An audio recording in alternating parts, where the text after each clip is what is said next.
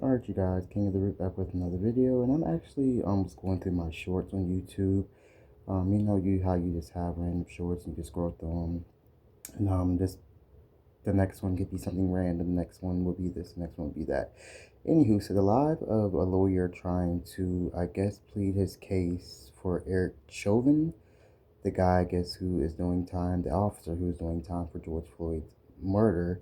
I guess his lawyer is trying to present his case on why he should, well, I guess they should let Eric Chauvin, the officer who had his knee on George Floyd's neck, should be, I guess, released from jail. And I don't know if this is before the judge or what's going on. It's actually live right now as we are speaking. I don't know who he's presenting this to. I don't know how far they are in this, whatever you want to call this hearing. And as you guys can see, you see the cameras going in and out. You see that, guys, right? You saw the camera, right? So that means the spirit has walked in front of us. I'm gonna take that from Sloan Bella. Sloan Bella always says when that happens, the spirit is walking in front of you. Now, I know this means a million things, but we'll call it that. But you guys just saw that, right? The camera went blurry. Spirit did just walk in front of us. There's a spirit around. Now I took it upon myself to go ahead and throw the shows right after because I had never, I don't know why, maybe because I don't like to follow what everybody else is doing in the world because I know they are leading us astray. And I know when we all follow behind what is going on in the news or we follow anything that's a trend, it's usually wrong. I'm just sorry, that's just what it is. It's never right. It's always some bullshit. It's always some type of distraction. It's just always something going on behind it. It's always some type of energy harvesting, or something that the elites have planned for us. Now, recently, I had finally heard that. I do think I know that I had heard eventually that George Floyd was some type of criminal. I actually still don't know what happened that day, the full story of the George Floyd case. I don't think I'm not gonna say I don't care, but we know it was bullshit. Even if the officer is really guilty, um, we still know it was some bullshit behind it. Black Lives Matter. Regardless if this story started out as real, with a real incident, it turned into some other shit that they used the energy harvest and to trick us black folk, and not just us black folk, all of the world. But what I heard recently is that George Floyd actually didn't die from the guy's knee being on his neck. He died from fentanyl overdose.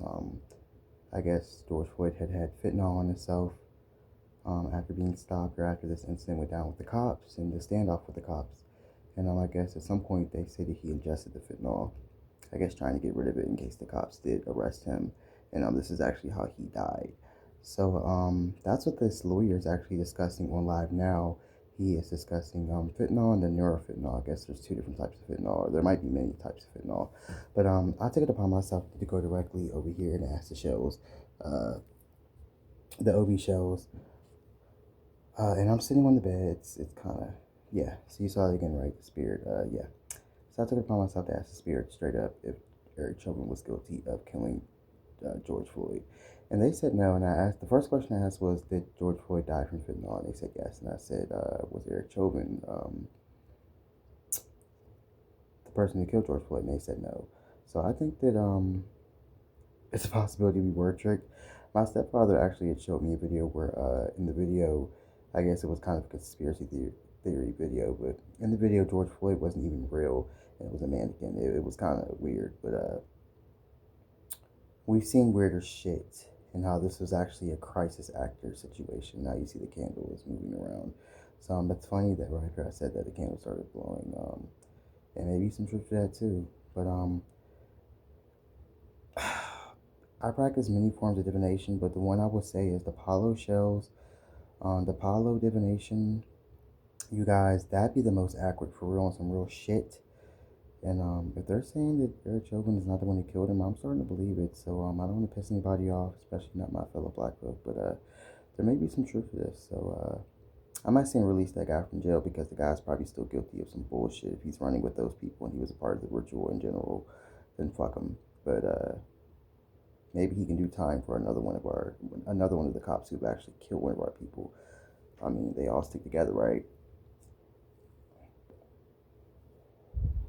So anyway, I wanted to come and talk about that situation and tell you the results. I should have threw the shows in front of you.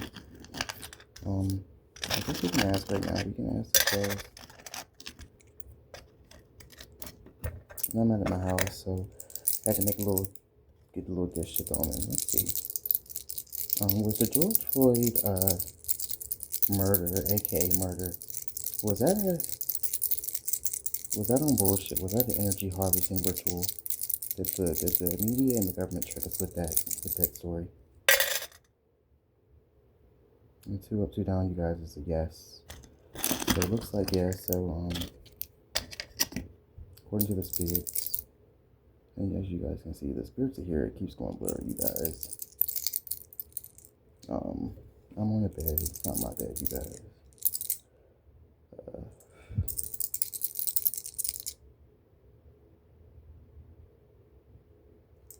Let's ask them. Should Eric Chauvin, the guy who was doing time for George Floyd's murder, should he get out of jail? All right, you guys. We got Nalafia, which is like a really good yes. They said yeah. So I'm just gonna say what the spirit's saying. The spirit is saying that he's not the one who killed him. They're telling us there was some other factors that went into this guy's death. He did actually die from fentanyl, and this is not my opinion because yeah, but yeah, and it was an energy harvesting ritual, and you see it's going blurry again, and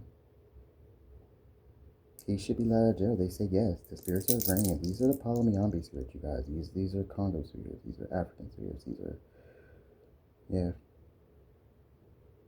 As you can see, there's a spirit with us. Angie Stone, you guys. Let's call Angie Stone. So the numbers that I got for Angie Stone when I their spirit again, you guys are here. When I was doing Angie Stone is Angie Stone's death. I didn't know the Oscars were going to be the next day, so we now know that Angie Stone's death was part of that was a ritual for the Oscars. It was a sacrifice for the Oscars.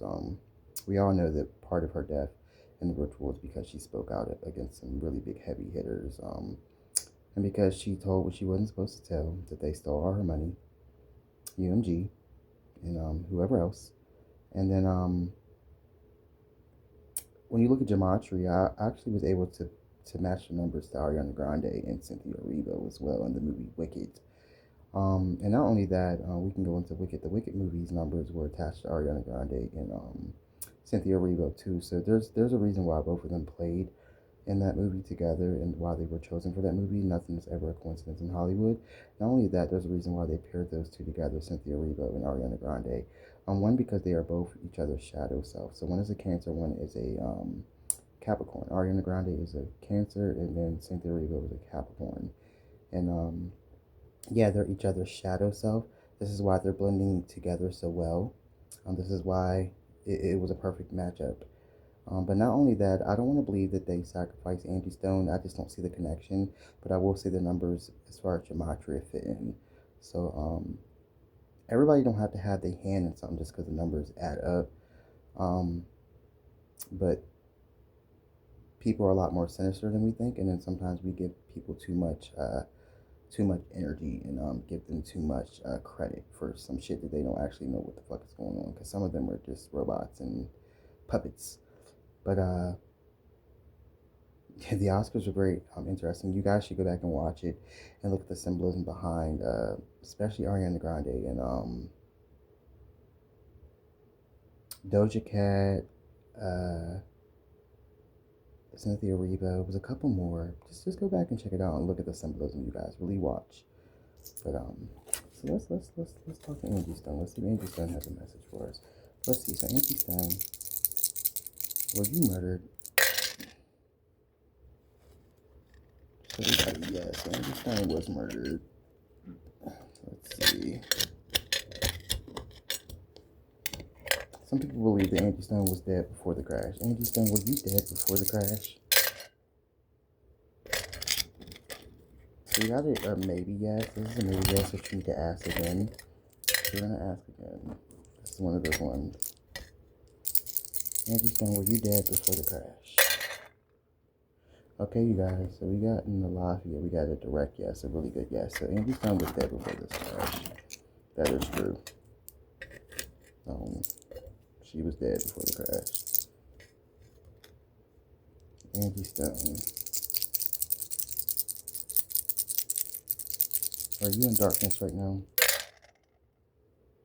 Alright, so Angie Stone's in darkness right now. Because another reader was saying that Angie Stone was lost in darkness right now, and they wanted her to do a soul swap, and Angie Stone doesn't want to do it right now because she doesn't have anything to do with the business, and that's understandable. But she was saying, most of these artists know they make these deals, and that's just kind of a part of the deals, and I believe that part.